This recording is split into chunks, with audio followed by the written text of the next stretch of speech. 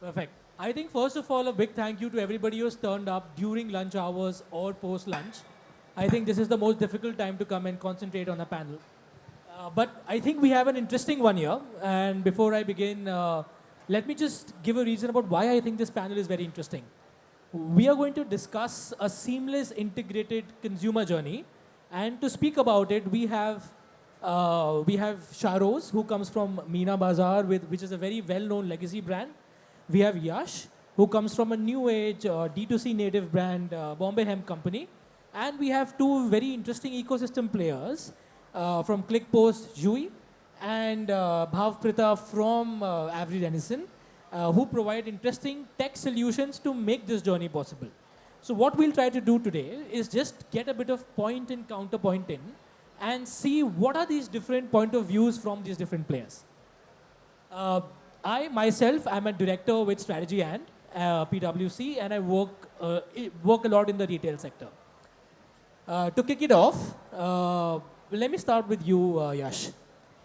You are a native D2C brand, Bombay Hemp Company.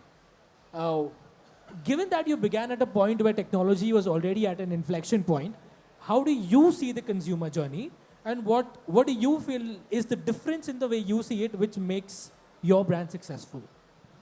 Right. Hi guys, very good afternoon. Just before I begin answering, a quick round of introduction. For the ones that don't know what we do, we work with a plant called cannabis, and we make health and wellness solutions from it. All of it is 100% legal. We work in the realm of pain management, stress and sleep, all extracted from the cannabis plant. Now, in order to answer your question, I think the unique advantage that we get, given that we're a small D2C company which has direct access to consumer data, and also have we interact with the consumer at such a deeper level, it allows us to do one thing which is very tough for incumbents or bigger brands to do, given the data lag that they have from retail or the distribution partners, is hyper personalization. Right? We live in a day and age where it's the age of convenience, given how quick commerce is doing. I think people really want education and information at their fingertips. In our category, where there are so many nuances, right, the known unknowns about our category, where people from is it even legal to how many drops do I need to take, right, we get asked all kinds of questions. And I think using tech to make a very seamless experience from education to conversion, I think that is where we really see a unique advantage. And for us, the consumer journey is not a linear journey. It's not, the typical funnel, right, which goes from awareness to conversion. Rather, it's a loop of trust building. And I think given that we are a D2C native brand, and given we're so close to the consumer, it gives us that unique advantage where for us, the consumer is not the end, it's rather at the center of it all. Right? Like I'll give you one example, right? We have a product for arthritis and joint pain. The arthritis and joint pain product that we have has a pump in it, okay? We thought, okay, it's an oil, it's easy, the pump can, really pump the oil out, that's it, right? But a lot of people who have arthritis in the fingers, right? And we got this understanding from the consumer that, listen, my arthritis is in the fingers, how do you expect me to do that? And we had to change our entire thing based on one insight, and then we did a survey and we realized that yes, this is probably a common problem. So that is what I'm trying to say, that it really helps us understand the finer nuances of a consumer and helps make the entire journey very iterative and responsive, which I do believe that in larger conglomerates, it's very tough. They're not as agile as we can be. So, yeah. That's a great answer. And in fact, for a product which is based on cannabis, which requires you to over-communicate with the consumer and to be able to understand what their doubts are, I think this is a great example of what really technology can do. Yeah. But if I just pick that up and I put that to you, Shahroz, Meena Bazaar is a well-known legacy brand. When you look at the D2C companies, the native companies, and you look at all of the importance they give to technology, from your lens, where do you feel it is overhyped? Where do you feel what you do for your consumers is actually more important, and how do you see these merging? Hi. So, under our perspective, if you see the things, our category is totally different. What it is, if we talk about the D2C brands, we are seeing how they are performing right now, whether into the fast fashion or something like that. Our one is something which really needs touch and feel factor. So we invest in the technology where we want the consumer should come into our stores and experience that thing. Nobody is going to buy. I'll ask someone is, there are 3 to 4 ladies out here. How many of you going to buy the lehenga of your, of your marriage from the Flipkart, Amazon, or Myntra? Anyone? No. So technology is totally depend on the structure or the category that you have. It's really not required that what world is doing, you have to do that. You have to replicate that thing. Technology is important, and the main purpose of technology is to simplify the things. We have 3 different generations. We have Dadi, we have mother, and then the granddaughter with us.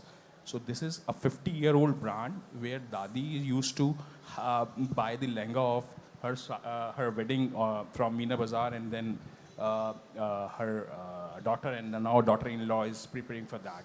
So we want to cater 3 different generation, and we need to keep the technology in a very simple way that everybody can use that thing. Right now, what we are doing, we are, when we see the customer journey, when customer is entering into our stores, we implemented everything from the perspective where, just a small thing, we have installed a very 65-inch Samsung TV in front of our facade where customer can give the live feedback, live review, and we record that thing and put up on the Instagram. That is technology. Consumer see that thing on the Instagram, and they somehow the trust is going to be built up with that. So this is something which we are working on from these customer journey. When customer is entering into our stores, till the time they shopped us, checked out, we are somehow putting up everything on a technology based. Whether on a Google review, just scan the barcode of the Google, and you don't need. We skip 5 steps. You have to open the Chrome or Safari and then go to the store address and then put up the review. We just put up the scanner, and then consumer have to scan that thing and put up the review. You don't believe, almost 35% of the growth in the reviews we see in the last 3 to 4 months, just because of installing that QR code. So this is we simplified the thing. We haven't do any rocket science in that, but we just simplified that thing. So this is minute things which, as a legacy brand, for us it's very difficult to invest in the technology when it is coming onto the family-run business. So things like that is going to change the overall perspective of the brand as well, the brand name as well. That's actually a very great example of how technology can play a role here. And before I move to Bhavprita and Juie, just probably a one sentence answer from Yash and Shahroz you. Yash, given your experience of being a digital native brand, if you were running a business like Meena Bazaar, what is that one digital thing you would have imbibed? And Shahroz, you run a legacy offline retail business. What is that one thing you would advise Yash to do in his stores which you think will make a difference? So Yash, you can go first. Well, given the category is so different of Meena Bazaar, I'm not sure what can be imbibed. But if I were to think a little more, I think given that it's a retail first brand, and given the focus is more on experience, right? Because their business is about see and tell and show and tell, right? And I think if there are ways in which the experience can be enhanced, where we talk a lot about the whole phygital experience, right? And given that in our category there is the experience is a big thing, because when someone, and that's why we've started setting up our own stores, and we've got only 5 stores till now. But when someone sees that there is a cannabis-based store right in the middle of a Galleria market or an in-orbit mall, suddenly there is trust built. And while that curiosity leads them to come in, for that to lead to conversion, I think it's all about the experience, right? So how I can imbibe, the entire internal experience that they've set up for our thing would be something I take. I think it's pretty difficult for me because the category is totally different. It's the medication that he is into. But yes, when we talk about the stores that he is building up, I want the customer experience again within the store, because online is something which is is not giving you that touch and feel factor again, and the trust factor is also been there. So when you are into that category which require a trusting, and you have these stores in place in the major markets, so the kind of stores you are making has to be what I can say, complement your category as well. So this is something. Understood. I think great answer about trust and communication. I just wanted to pick that up with you, Bhavprita. As a director of an ecosystem player who interacts quite frequently with brands, may they be legacy, may they be new, may they be across different categories, where do you feel a seamless integrated consumer journey is going?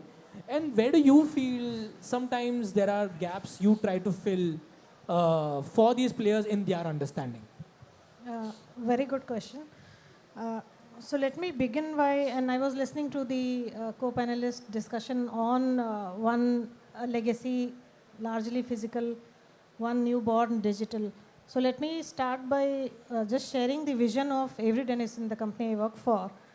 We connect the physical and digital to solve some of the most complex problems. Physical and digital is not 0 or 1. Both will exist. At one point of time, only physical existed, right? So what it means is that, your whatever choices you make in your technology or use cases or anything you bring, you will have to, for some time, you will have to keep both, right? And it has to somewhere bring together the both sides.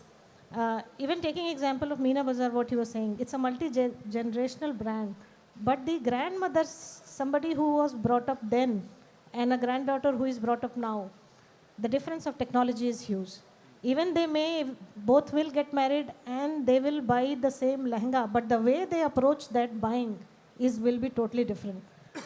You may do a transaction in a store, but your evaluation of a product, your buying journey will begin digitally in today's world. And you may actually do a transaction, you will want a option of that sales transaction can be done digitally. You may go to a store to try it out, touch and feel, but it may become an experience center. So that's the point I'm bringing. We also see globally, stores are becoming from a place of transaction to a place of experience. Because you have now option. Earlier the option was not there. You go there to transact. And that's where it's a place to engage your customers, a place to actually tell your differentiation. But your brand reputations are today built digitally and maintained and can be destroyed with one review. So you cannot not be present in other, non-physical. You may be of any type of format or anything, but you will have to be present in both. And Avery Dennison actually provides solutions at the intersection of physical and digital. And that's what a space we understand very deeply. That's actually a beautiful point when you say that, a multi-generational business. So it's not just a seamless consumer journey where consumer is unidirectionally defined. Like a consumer itself is different, requiring different seamless journeys.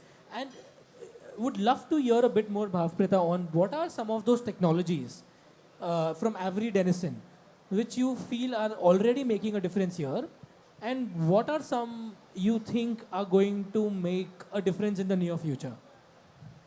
Yes, so we are the pioneers of technology called RFID, radio frequency identification. It is widely used in retail and apparel.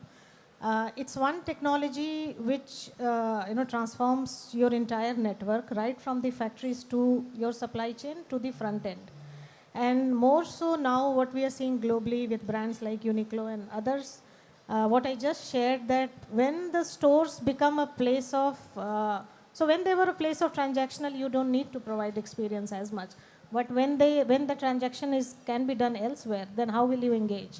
And that's where the technology's new, you can say, new momentum is in the consumer use cases and experiences. So you have automated POS. You don't have to stand in queue. You go and, like, if you can visit Decathlon and see. You keep your basket and it will within seconds, and that is one use case. Then you have a self checkout. There may be more. See, when you in an all online, right, where new generation is spending all the time by themselves on the phone, you will want to get out of the any public space faster. So in fact, you want to go and you can visit all the KFCs and all. You will say now the there were three, I don't know if you have noticed, but there used to be three tellers. There will be only one, and it is almost mandatory. So that's how the experiences are changing. It also works for the retailer because you can reduce cost, you can have faster checkouts and all that. So it's part of all of it, and RFID as a technology enables that beautifully. And when you are providing, one brand or a retailer is providing and others are not providing, customer will notice the difference in the experience. So those are some points. It reminds me of a discussion I recently had at an apparel store, where after deciding the garment I wanted to buy, I had to wait in the queue for 15 minutes, and that same garment was available on quick commerce to be delivered in 10 minutes. And that is the kind of journey I think consumers are taking in different places. But that brings actually me to you, Juie, that while technologies are enabling some of these discussions, brands are trying to evolve in that. ClickPost is at a very interesting point to make it actually happen logistically. And I'm sure you're facing a complex cascade of problem, both from what consumers are expecting from you, brands are expecting from you, you are expecting from technology players. So if you could just describe what your world looks like. Sure. So, Siddhant, I think overall as consumers, our entire generation, I think millennials, me being one myself, I think we're just spoiled for choice. We started from a place of, as a generation that started with scarcity, and I think we're now all of us in a space of abundance, honestly. In terms of abundance, just the kind of options you have when you want to purchase anything, number of brands that are available, number of channels to purchase these products from, everything is just, I think, too much and too convenient, which is why, honestly, I myself, I'm a power user for quick commerce platforms. I probably order like twice or thrice on a daily basis. That my average number of orders on a daily basis would be like between 1.5 to 2, which is also the case for a lot of my peers, my friends, and here it then just becomes, a lot of times my decision for what I'm adding to the cart it's not dependent on what I need, but it's actually being driven by what is available. Maybe the brand I actually usually order is not available. I'll go with whatever is available. Maybe just to get myself eligible for a super saver cart, I'll add things that are not really required. And I mean, in all of this, if, you know, it's not really a question anymore whether to be available on these platforms or not. Is this a channel People need to be there. I think everybody needs to be there in both places, very similar to how Bhavprita also mentioned. It's about identifying what needs to be placed in what channel. I think over the years we've also seen, especially for fashion, where it's such a problem to have maintain in the fast fashion world the kind of SKUs across your retail stores, what is required, where all of this getting solved by technology, you actually have a very seamless liquidation channel, which becomes your e-commerce marketplaces. You then have your quick commerce platforms where even products there that are probably just required as essentials might be sold, or capitalizing on those peak or rush durations. Say for example, I think Manyavar actually had a very brilliant stint on quick commerce platforms during the whole festive season, during the whole wedding season. I think being there at the right time is what brands need to identify, or identifying what sort of assortment needs to be there. And of course, the whole logistics piece, I think it's a whole ecosystem that's available for brands to actually enable all of this in today's day and age. But would that be putting a lot of pressure on companies like ClickPost? Because at a point of time, I remember this is way back, but when Domino's came up with a 30-minute delivery of pizza, that was supposed to be best in class. Then suddenly 30-minute delivery for groceries became the norm. Then 10-minute became the norm. Now quick commerce players want to promise 10 minutes and deliver it in 8 minutes. And the consumer expectation is getting extremely high. How does ClickPost see themselves evolving to meet this? So here I think it's ClickPost actually enables or puts together data points across multiple systems here, where of course the order information comes in from the OMS systems to us. And along with this, I think the most crucial partners here become the whole courier partner ecosystem that we are integrated with. Operationally, it's them who has to identify how they actually make this possible of deliveries in 6 minutes. I've had orders getting delivered in honestly 4 minutes as well. Not sure how this gets executed operationally. But from a technology point of view, I think we've actually, with consumer demand also coming in, we have solutions that brands can leverage in this space to enable all of this within a day. If it's not working, shut it within a day. Um, it's not really a capex model that anybody has to actually opt in for from a brand perspective. It's a very opex model. You pay as you go. If it works, brilliant. If it does not work, it was an experiment and did not work out. Got it. I think it brings me to another question which I actually want to ask the entire panel. Is that I know we have mentioned in our conversation companies like Decathlon, but in India or globally, any company which you feel is getting a seamless consumer journey right, while facing issues such as multi-generation or a complicated product or anything else, or a unique piece of technology they may have patented, which is making the entire difference. Just wanted to kind of maybe start again with you, Juie, and move towards Yash, about what is that company which comes to your mind, and what is the thing about them which most inspires you? So I think that one brand for me, honestly, would be Nykaa, where we've actually seen, because I've been a Nykaa consumer, and because ClickPost also enables the whole logistics piece for them, I've also seen the back-end piece of it and how seamlessly they adapt to technology and take it to the next level. So I think Nykaa also happened to be one of those very initial few marketplaces that wanted to break sort of that image that if you want to build a marketplace in India, you need to build your own delivery fleet. They were the ones that actually worked with a lot of these 3PL partners, be it Delivery, Blue Dart, Ecom Expresses of India right now, to build that whole ecosystem that's now being leveraged by the whole D2C world.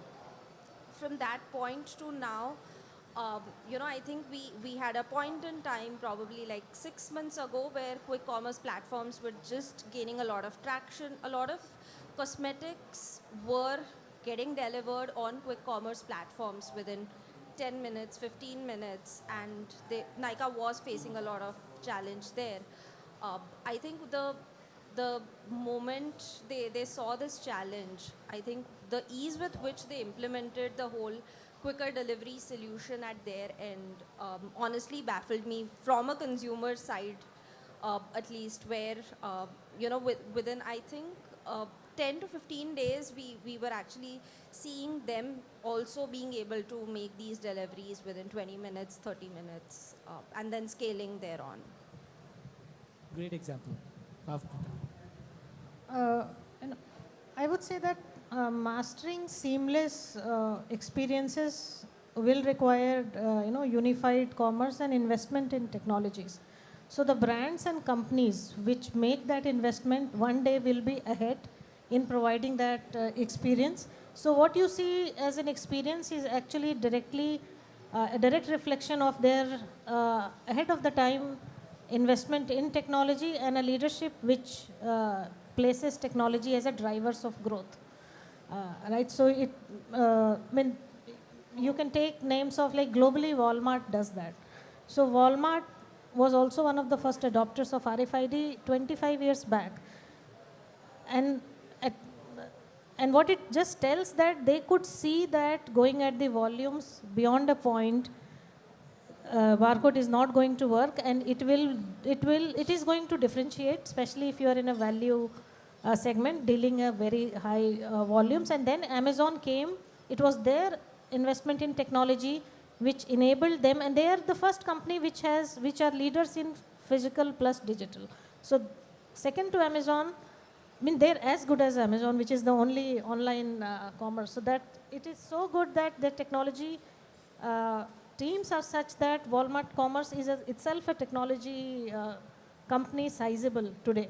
And that's one example of how you can leverage technology. You can be a strong leader. Nobody can snatch it from you if you're a physical retailer.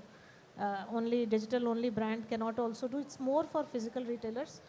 And then you can be ahead of the game. I will say in India, brands are yet to make that kind of investment which it requires. But I think Myntra does good at a marketplace. Even if you see between 4 days delivery and a quick commerce itself is a big gap, right?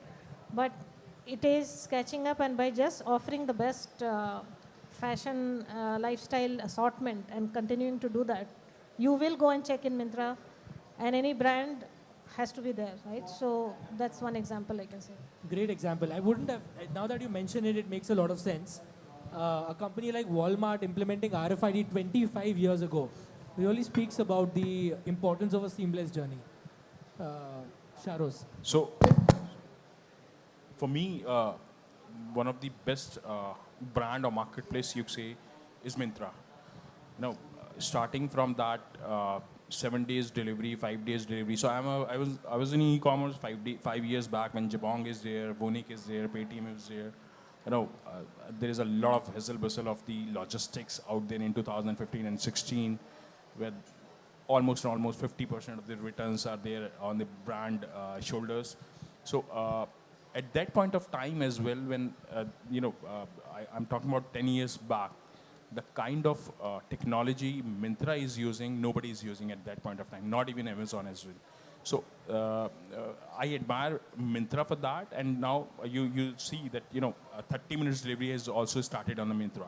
So maybe they're going to start the 10 minutes delivery for the fashion category. I don't know what going to be the future for that. Yeah, but yes, for that matter, I want to highlight a few important things for the quick commerce. So again, necessity is a very different thing. when it comes to the fashion category, is a very different thing for the in this segment. Uh, Curating your own category is something which is very, very important. Manyavar is not selling Sherwani on Blinkit or Zepto. They are selling what? A kurta set, which is a necessity kind of a thing. They are creating a necessity for the consumer. And I don't know how much you agree. You know, nobody is going to sell out the Sherwani or Lehenga on Blinkit or Zepto 10 years down the line, of 20 years down the line, I don't know, because it needs hell amount of investment in blocking the inventory and then, you know, transaction, logistic and everything. So it is something which is curating the category. We are also curating the category for the gifting purpose, and we are on the verge of starting a quick commerce very soon, within 5 or 6 days. Everything has been settled down, and we are curating a packet, you know, gift packaging kind of a thing, maybe on a Raksha Bandhan, maybe a Karwa Chauth is coming, Diwali is coming, you want to gift your sister, mother, or any of the lady in your house for that matter. So we are creating the necessity कि यार last minute में भैया ये मेरे को deliver कर दे ताकि मैं अपने sister को gift कर सकूं. So that is something which we are creating a necessity. We are not going into that direction कि यार 30 minutes में हम लहंगा deliver कर रहे हैं. We are not going to in that direction, because that is something which is very, very ROI based kind of a thing. So this is something which is very important in terms of quick commerce when it is come to the fashion category, especially when it is coming onto the ethnic category, women ethnic category. It is something which is good for fast fashion, where you want a white shirt, you want a black shirt, you want a t-shirt, you want a socks kind of a thing from the quick commerce. This is something which is good as of now, but I don't think so 20 years down the line anything will going to change in this category. It just evolve, it just create the necessity. That's it. Great answer. I know Yash will have an interesting answer as well after this, but Nykaa, Myntra, Walmart, BPC, grocery, apparel, with a common pattern of, having invested in tech ahead of their time, seems to be coming out as a very high differentiating factor. Yash, what do you think?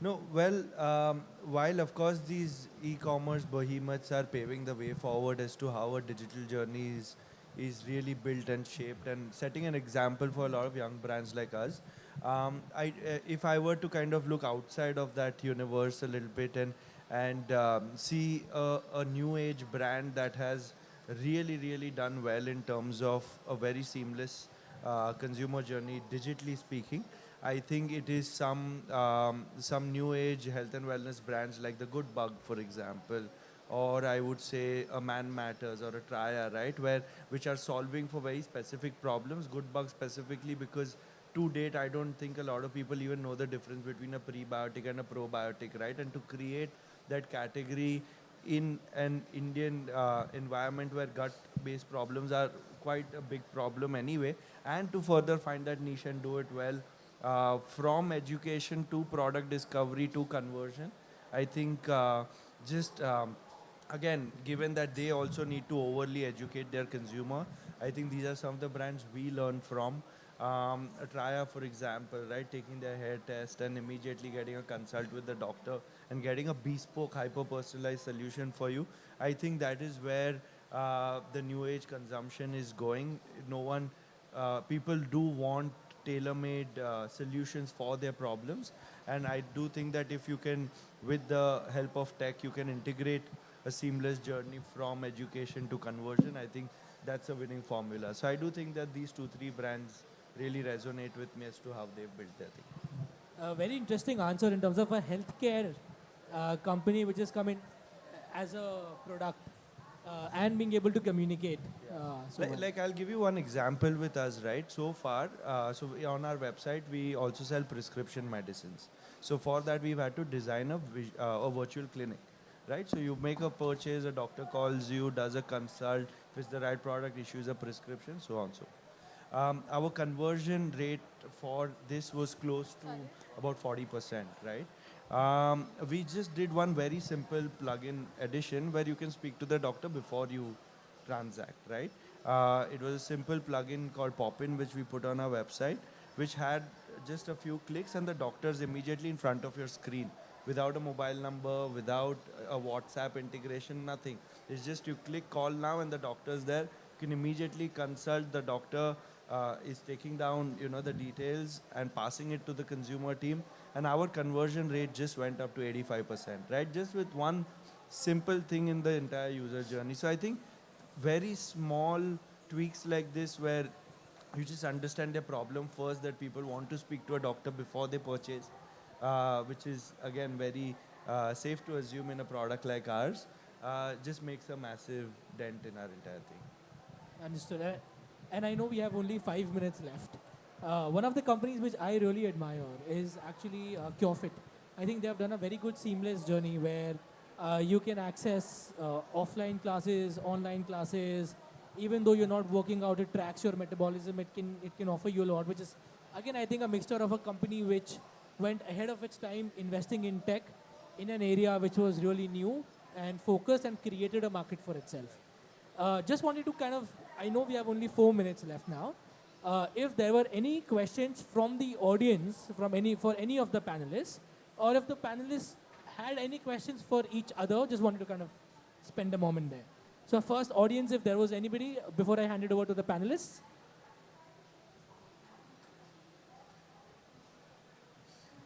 I think great. If you wanted to ask any questions to each other, please.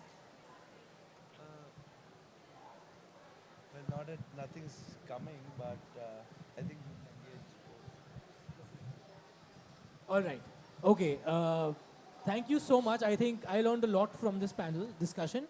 Your experiences and your journeys have really at least enriched the way I look at it. Yeah, thank you so much. Thank you. Thank you very much.